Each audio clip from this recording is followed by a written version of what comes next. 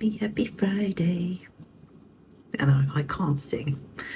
Hello again. Welcome to my abode. Hope you're well. Hope you've had a good week, and we've reached the final day of the week. I think. Well, for some days, I suppose the final day, but the final weekday. Final working week day, should I say. And yes, it's all good. It's also the 1st of March. How did that even happen?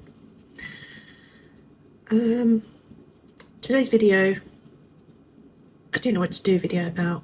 My brain is just not working as it should be this week, so hopefully enjoy it, and hopefully it's not too dull. And yeah, let's just roll the video, man. I have to say, the following video contains details of some murders, and some of the details of the murders themselves are quite harrowing. So if you don't really want to watch, I understand, but I thought I'd just sort of put it out there. There's a little warning because it's a bit nasty. Anyway, if you do continue watching, thank you, and see you in the comments. Moors murders. Ian Brady and Myra Hindley are well known in England for being the Moors murderers. They carried out murders between July 1963 and October 1965 in and around Manchester. All their victims were children: Pauline Reed, John Kilbride, Keith Bennett, Leslie Ann Downey and Edward Evans. They were aged between 10 and 17 years old. At least 4 of them were sexually assaulted. The bodies of 2 of them were discovered in 1965 in graves dug in Saddleworth Moor. Then the 3rd grave was discovered there in 1987, more than 20 years after the trial of Brady and Hindley. Keith Bennett's body is also thought to be buried there, but despite many searches, sadly, he remains undiscovered. By June 1963, Brady had moved in with Hindley at her grandmother's house in Bannock Street, Gorton. And on the 12th of July, the two murdered their first victim, 16-year-old Pauline Reed. Brady told Hindley that he wanted to commit the perfect murder. After work, he instructed her to drive a borrowed van around while he followed on his motorcycle. When he spotted a likely victim, he'd flash his headlight.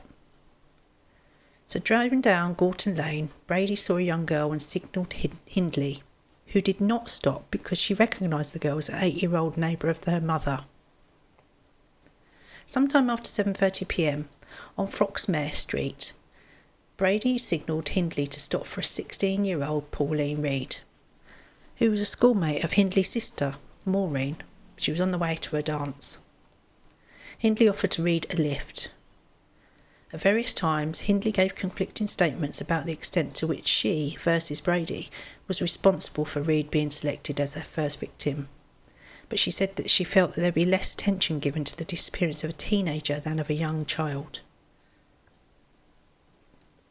Once Reed was in the van, Hindley asked her to help in searching Saddleworth Moor for an expensive lost glove. Reed agreed and they drove there. When Brady arrived on his motorcycle, Hindley told Reed that he'd be helping in the search. Hindley later claimed that she waited in the van while Brady took Reed onto the moor. Brady returned alone after about 30 minutes and took Hindley to the spot where Reed was laying dying. Reed's clothes were in disarray and she'd been nearly decapitated by 2 cuts to her throat, including a 4-inch incision across the voice box, inflicted with considerable force, and into which the collar of her coat and a throat chain had been pushed. When Hindley asked Brady whether he had raped Reed, Brady replied, "Of course I did." Hindley stayed with Reed while Brady retrieved the spade he had hidden nearby on a previous visit. Then he returned to the van while Brady buried Reed. In Brady's account, Hindley was not only present for the attack, but she participated in this sexual assault.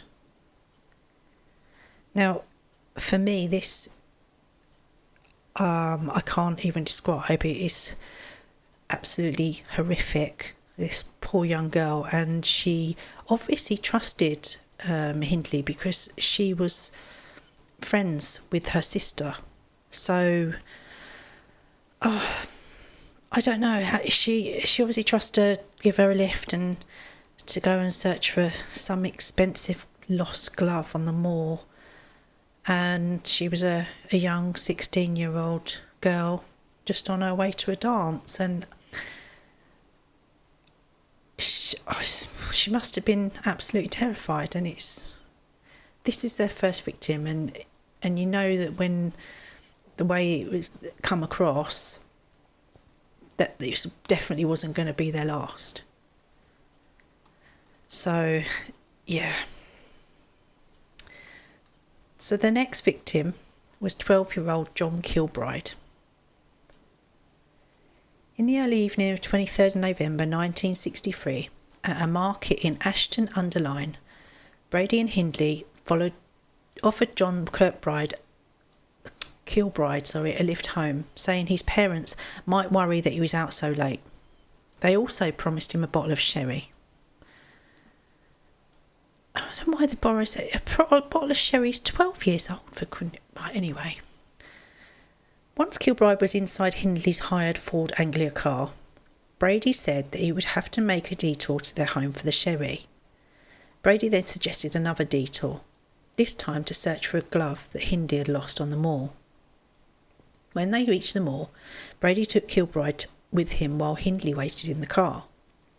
Brady sexually assaulted Kilbride and tried to slit his throat with a 6-inch serrated blade, before strangling him with a shoelace or a string.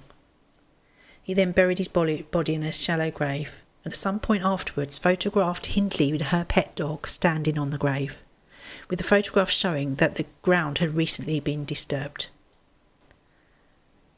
Now, that is disturbed in itself, isn't it? This just goes to show that they are complete head cases, because she not only is, enticing these kids, she also standing on the shallow grave and letting him take a photograph of her. Words cannot describe how awful this whole thing is. So moving on. So the next victim was Keith Bennett. He was also aged 12.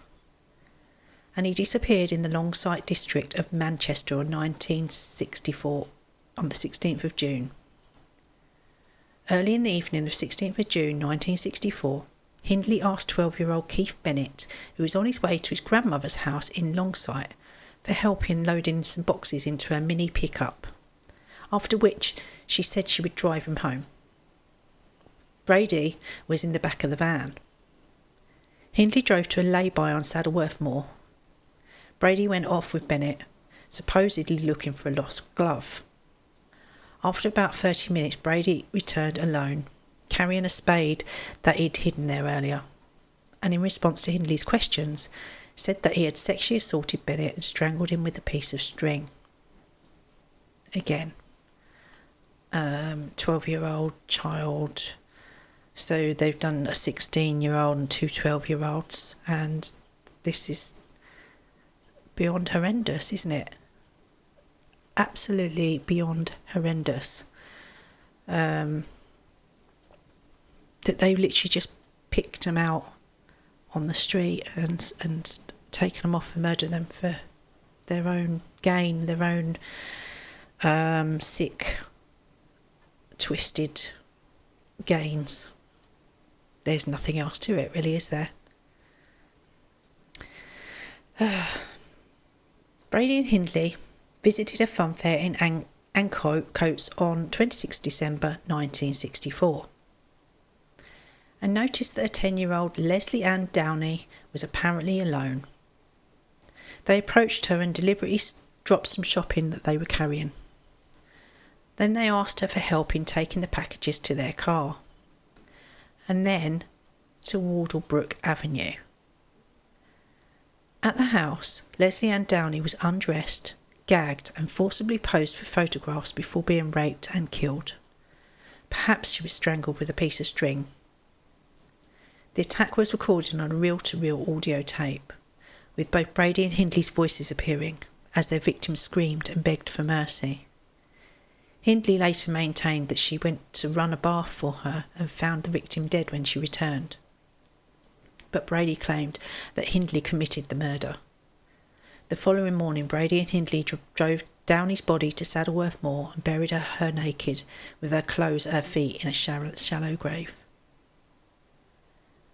I mean, she was 10 years old. I don't actually know what to say. I mean, how fucked up in the head do you have to be? 16-year-old, two 12-year-olds, and now a 10-year-old to... Well, you are completely and utterly... They're completely and utterly... They're psychopaths. There's no other way forwards for it. There's no other words. They're completely mad, and they're doing it all again for their own sick and twisted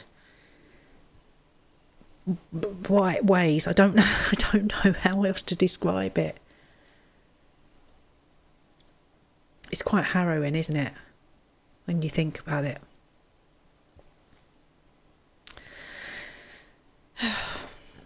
We'll move on. On the evening of 6th of October 1965, Hindley drove Brady to Manchester Central Railway Station, where she waited outside in the car whilst he selected a victim. After a few minutes, Brady reappeared in the company of 17-year-old Edward Evans, an apprentice engineer who lived in Ardwick, to whom he introduced Hindley as his sister. Brady later claimed that he had picked up Evans for a sexual encounter. They drove to Brady and Hindley's home at Wardlebrook Avenue, where they relaxed over a bottle of wine. At some point, Brady sent Hindley to fetch Smith, her brother-in-law. Hindley's family would not approved of Maureen's marriage to Smith, who had several criminal convictions, including actual bodily harm and housebreaking, the first of which, wounding with intent, occurred when he was just 11 years old. Throughout the previous year, Brady had been cultivating a friendship with Smith, who had become in awe of Brady, something that increasingly worried Hindley as she felt it compromised their safety. When Hindley returned with Smith, she told him to wait outside for a signal, a flashing light. When the signal came, Smith knocked on the door and was met by Brady, who asked if he had come for the miniature wine bottles. He left him in the kitchen, saying that he was going to collect the wine. Smith later told the police.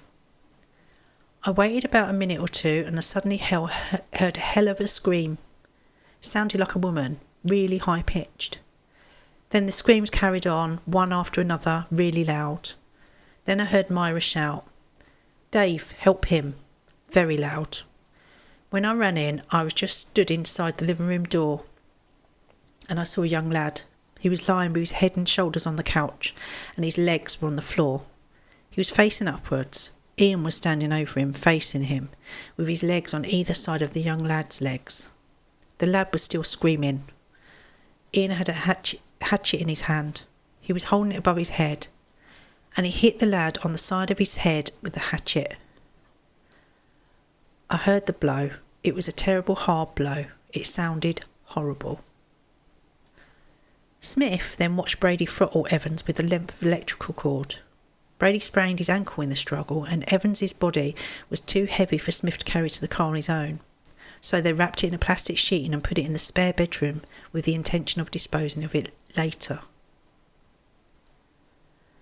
Now, it sounds to me like this lad, he was 17, sounds like he was fighting for his life, in the sense of she shouted out to get her brother-in-law to come and help. And the intention of disposing of the body and putting it in the spare bedroom is sick. The whole thing is sick. But that's sick, isn't it? I know that Smith, who is her brother-in-law, was, like I said, in becoming awe of Brady. They'd become very close because Smith was a bit fucked up in the head anyway, and obviously Brady was way fucked up in the head. So they become very close, and they used to talk about things like doing robberies and stuff together. So it doesn't surprise me that he come along and he was helped in whatever way he helped. And they're a bunch of fucked up, horrible people, aren't they? What else can you say? So during the 1990s, Hindley claimed that she took part in the killings only because Brady had drugged her. He was blackmailing her with pornographic images that he'd taken of her, and he threatened to kill Maureen, her sister. In 2008, Hindley's solicitor, Andrew McCooey, reported that she told him, "I ought to have been hanged. I deserved it. My crime was worse than Brady's because I enticed the children and they would never have entered the car without my role. I've always regarded myself as worse than Brady." Now, I don't think she's worse. I think she's the same. I think they're exactly the same. Of course, the children probably wouldn't have got in the car if it wasn't for her. So that is a fact. But children trust that adults aren't going to lie to them, trust that adults are going to take care of them, trust that adults are going to be nice to them. Children don't expect adults to lie and be deceiving and rape them and murder them. It's not in a child's nature, is it? A child's nature is very trusting normally. So no wonder they all trusted these two and got in the car and agreed to go and find a missing glove and all of that stuff. It just blows my mind, though. It really does blow my mind that they could do this. Because the pair were originally only charged with murders for 3 of the kids: John Kilbride, Leslie Ann Downey and Edward Evans. But they received life sentences under a whole life tariff. But the investigation was reopened in 1985 when Brady confessed to killing Pauline Reed and Keith Bennett. And in 1987, Hindley stopped claiming her innocence and she confessed to all of the murders. And Brady and Hindley were both taken to Saddleworth Moor by the police to search for the graves. Myra Hindley was known in the press as the most evil woman in Britain. She made several appeals against her life sentence, claiming she was a reformed woman and no longer a danger to society, but she never got released, thankfully. She died in 2002 in West Suffolk Hospital, aged 60, after serving 36 years in prison. Brady was diagnosed as a psychopath in 1985. He was confined in a high-security hospital. He made it clear that he never wanted to be released, and he repeatedly asked to be allowed to die. Now, by this, I'm assuming that he wanted to be put out of his misery, which he did not deserve. He died in 2017, aged 79, after serving 51 years in a high-security hospital. The world is a better place now they are both dead. There is no other way about that. There is no other explanation for it. The world is a better place now they're not in it. People like that don't deserve to be alive. They're taking children's lives. They've not even lived a life. They haven't even had a chance to be adults. And yeah, it's all so many wrongs on so many different levels. And I know, I know this was a really harrowing type of video in a sense of all the details and stuff like that, but I find when I did my research, I found as much out as possibly can without missing out crucial parts, and that's because I kind of wanted it to be,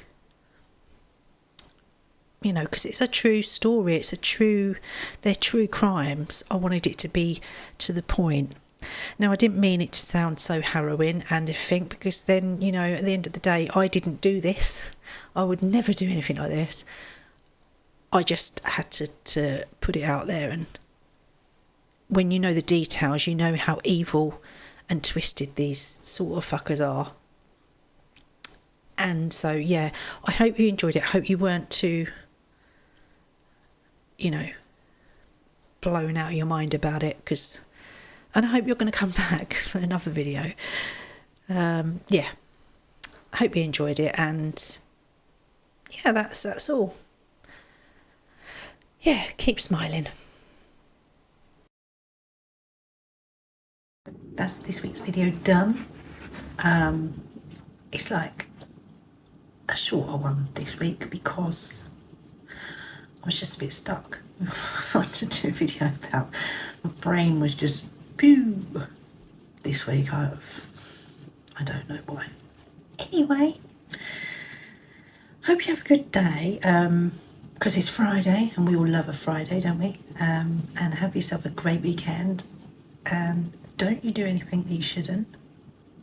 Yeah, you. I'm talking to you.